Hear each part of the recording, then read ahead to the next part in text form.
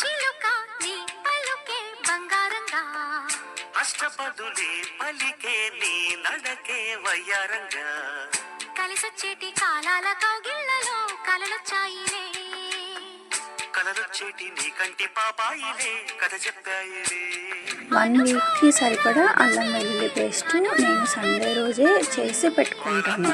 మిగతా రోజుల్లో హడావిడి లేకుండా ఉంటుందని చెప్పేసి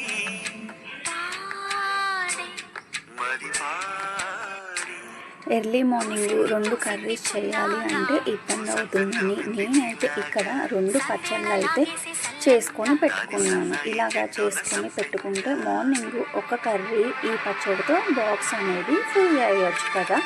అందుకని నేను ఇక్కడ 2 పచ్చళ్ళు అయితే చేసేసి పెట్టుకున్నాను. ఈ వీడియో కనుక మీకు నచ్చినట్లయితే ప్లీజ్ లైక్, షేర్, సబ్స్క్రైబ్.